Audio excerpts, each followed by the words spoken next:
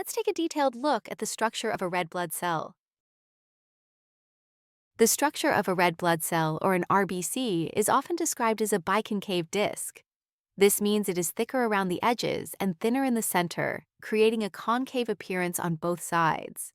Under a microscope, this makes the center appear much lighter while the edges look darker. This unique shape is essential because it allows RBCs to flex and change shape, enabling them to squeeze through tiny blood vessels and deliver oxygen to all parts of the body.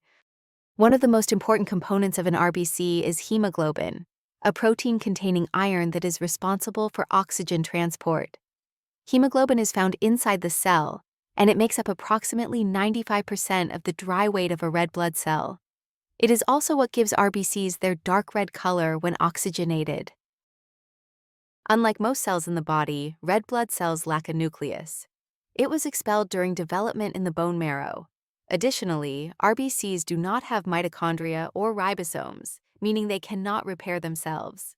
If an RBC becomes damaged or reaches the end of its lifespan, it is removed and broken down primarily by the spleen, in a process known as eryptosis. The liver also plays a role in recycling old or damaged red blood cells. The unique structure of red blood cells is perfectly designed for their role in oxygen transport. Their flexibility, hemoglobin content, and lack of a nucleus all contribute to their efficiency, ensuring that oxygen reaches even the smallest and most distant tissues in the body.